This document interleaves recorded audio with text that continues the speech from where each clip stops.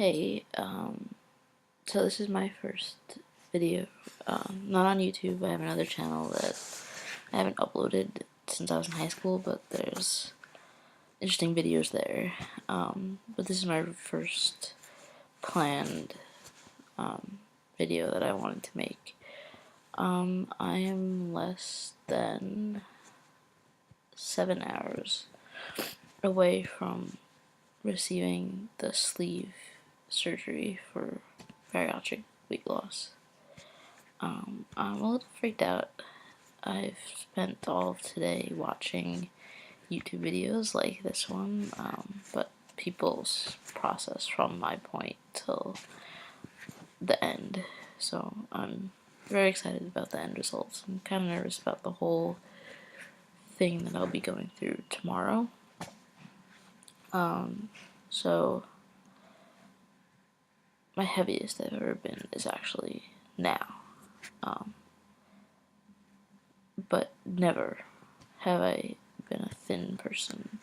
I actually had this conversation with my mom earlier this morning, how when I was a little kid, I was very active. I was always outside, biking, scootering. I played softball, I played soccer. I was very active, and then when I was like 8 or 9, just put on weight, and every year since then I've gotten heavier and heavier. I think, well, I want to say that I have PCOS, which I'm not sure how many people know about that. It's polycystic ovary syndrome, and they don't really understand it. I go to an endocrinologist gynecologist for that. I've never had a normal, regular period. I've always been very irregular, and last year I actually had to have a D&C where they removed 3 polyps because my uterus lining was so thick from not bleeding for so many months. So, it's kind of a catch-22 syndrome, because the heavier you are, the worse symptoms you have, and the worse your symptoms are, the harder it is to lose weight. So I've kind of had an uphill battle with weight. When I was 18, I weighed about 200 pounds, and I went on Jenny Craig, and I lost 30 pounds with Jenny Craig. But I think this might be a major complaint with Jenny Craig in general, and especially with my PCOS. Once I hit that 30-pound marker, without changing anything that I was doing, continuing what I was doing with having lost the 30 pounds, I couldn't lose any more weight, which was really discouraging, because I was really happy that I had already lost 30 pounds and I was doing well on it. So, sorry, I got distracted by my wet hair. Like, I just scrubbed myself with antibacterial soap. Anyway, so I got frustrated, gave up, gained the weight back.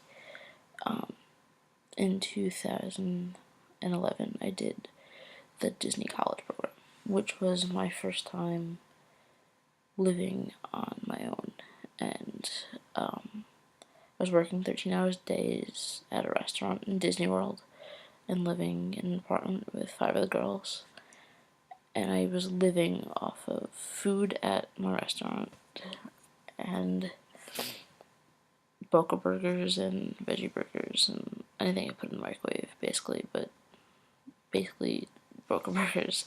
My roommate used to joke about it. So I ended up losing about 35 pounds again, and I didn't even notice I was losing it.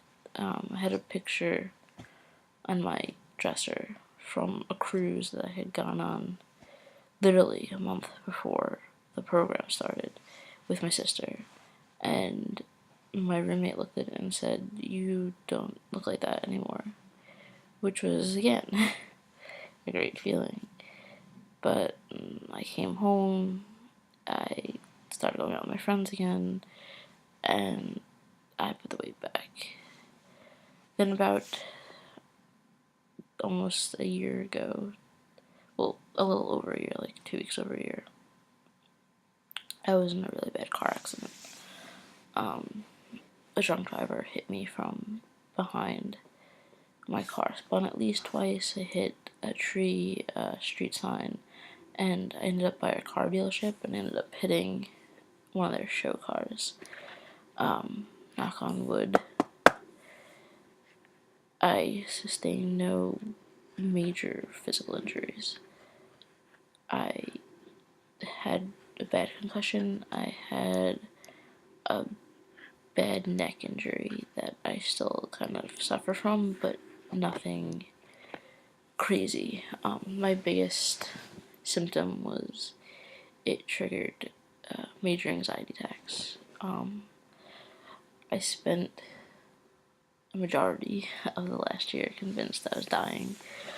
Every headache was a brain aneurysm. Every gas pocket was a heart attack. I was constantly thinking I was dying. I spent most of May and June, July, and the beginning of August unable to get out of my house.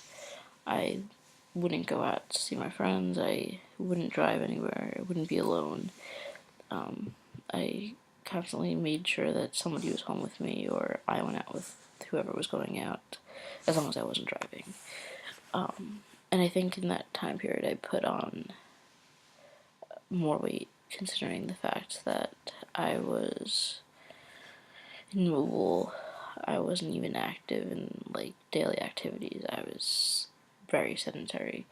I was too afraid to do anything. As soon as I got my heart rate up above 100, I started panicking. So it was a really tough time period, and I'm so happy with how far I've come with my anxiety, but I would be untruthful in saying that I have conquered it completely. I'm still terrified of certain symptoms, and certain things that happen will set it off, and I've just gotten better with identifying it and dealing with it, which is sometimes all you can do with anxiety, so I'm happy with that. But in August, when I got my final test results that I didn't have a brain aneurysm, I didn't have anything wrong with my heart because I went to a cardiologist, I didn't have anything really other than this neck injury that was very treatable with physical therapy. I kind of decided that it was time to roll back and take really good control of my life, because for the past 6 months up until that point, I really felt like I had no control of my life, which my therapist said was really normal for somebody like me after experiencing something like that. So the first thing that I decided was I had a bachelor's degree. I couldn't find a job. I spent 6 months not looking for a job. And what did I want to do with my life moving forward? And I didn't want to be an assistant or a secretary or receptionist. I didn't want to be any kind of teacher, even though people kept telling me that I would make a good teacher, because I have a bachelor's degree in English literature and writing, and I have been tutoring since I was 16, and I worked at private centers and whatever. And I kind of came to the decision that grad school for English, if I didn't want to teach, was stupid. But that maybe higher education was the way to go. And my father's a lawyer, and I've always looked up to him and his intelligence and the way he thinks and the way he just knows everything. So I decided that I was going to go to law school. I signed up for LSAT courses, and I studied more for that than I really studied for anything previously, and was determined to do well and go to a good school and get a good scholarship. So that ball started rolling, and I started tutoring for the LSAT in October, so probably August, mid-September range was when I really decided that was the route I wanted to take. And then also in November, the beginning of November, end of October, my friend who has PCOS as well, she's a little thinner than I was, but I found out that my envy of her thinness was due to height, not from weight, because I weighed less than her. She had been pursuing the sleeve since July, and she had finally got her surgery date. And I got jealous. She was kind of always the person that identified to being fat with me. We always talked about weight together, and I never felt alone, even though I never felt like I fit in. She was always kind of my fat ally, I guess. So I was kind of jealous and sad and petrified of what her weight loss would mean for me. And once I started talking to her about it and how her surgeon said about how it reverses the symptoms of PCOS and could put you into PCOS remission the same way it could put you in diabetes remission, I talked to my endocrinologist about it, and he was kind of against it. But he also, as he was telling me that we weren't there yet, he was telling me how in my early 30s and 40s I was at high risk for heart attack and stroke with my weight and PCOS. So I'm not quite sure why he was so against it. And I talked to my mom, and I said, I want to take hold of my life, and I want to move forward, and this weight thing is always going to hold me back in a way. I will never be as confident as somebody who's thinner than I am. I know that's, if you're fat and you're very confident, and I don't think you need to be skinny to be beautiful, it's how you perceive yourself and what you're comfortable in. So if you're comfortable with your weight, no matter what it is, that's great for you, and I envy you. But I'm not comfortable, especially with the extra 20 pounds I put on the last year. I just feel uncomfortable in my skin. And there's certain shirts and clothing that I just feel trapped in, and I don't want to feel that way anymore. I don't want to feel like people are friends with me despite the way I look, or despite the perception that I give off when we're in public. So I decided that I was 23. I didn't want to wait till I was 30 or 40 when the complications from PCOS and from surgery are higher. I wanted to do this now. My first appointment with my surgeon was December 16th. Things didn't get rolling for a while because Christmas came up pretty quickly, and New Year's and stuff, and I live in New Jersey, and the snow was epically bad this year, so a lot of appointments were canceled or postponed or something. But between the New Year and February 28th, I finished all my pre-op appointments. I wasn't able to have the surgery in March because of an insurance company hang up with not seeing a nutritionist for 3 months straight. It had only been 2.5 months by then. We actually came into a snag with that. But we made it work, and it happened. So my surgery's tomorrow, and I'm trying not to freak out. So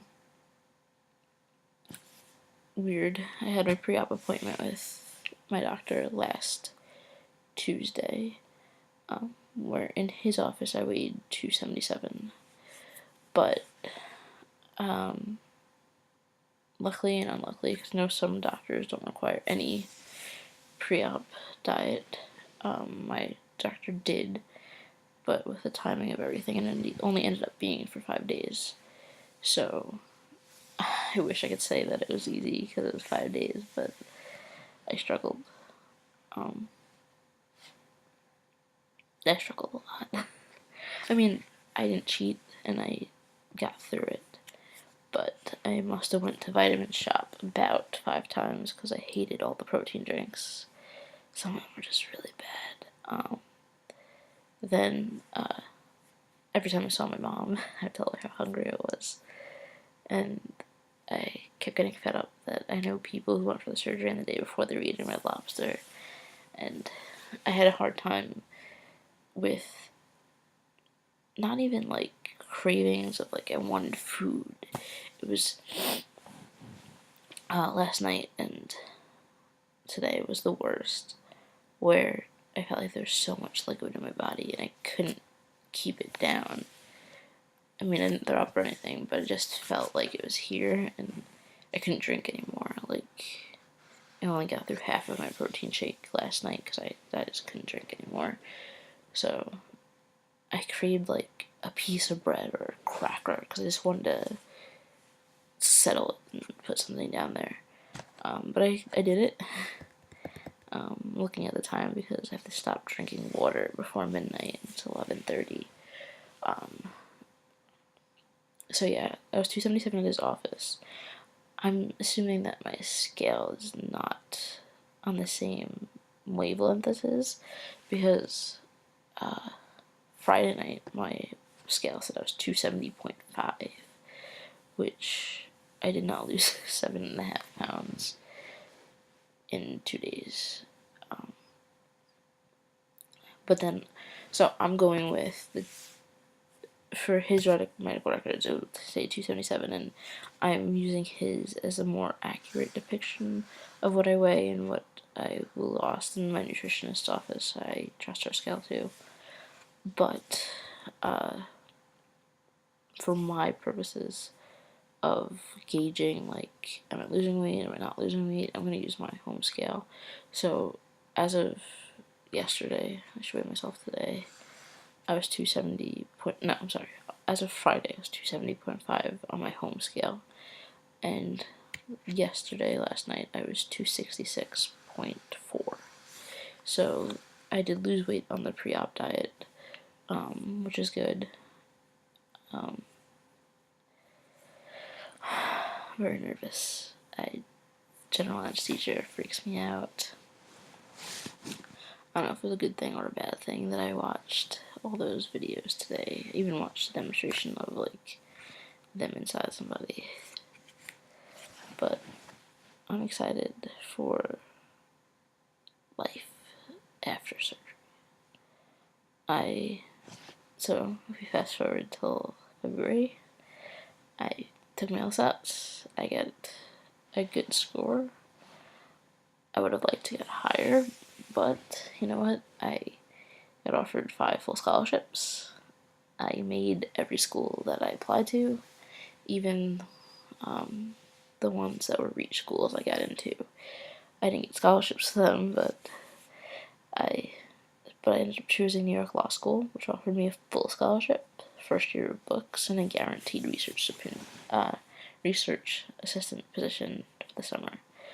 So, well, not this summer, next summer, 2015. So, and I start in August. So I'm very excited about being a new person by August.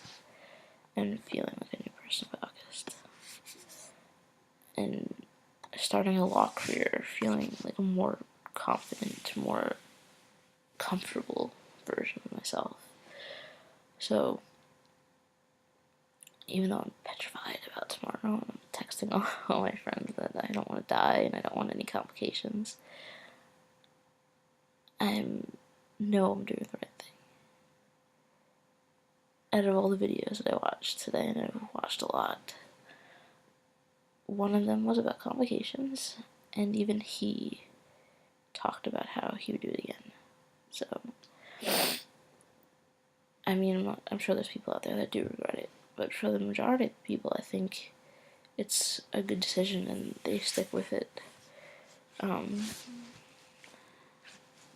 So, this is video 1. I don't know if I'll make it, sorry, but I don't know if I'll make it a weekly thing or a monthly thing, or if I'll ever post another video. I hope I do. But, so, pre-op in a little more than 8 hours. So we'll see. Thank you.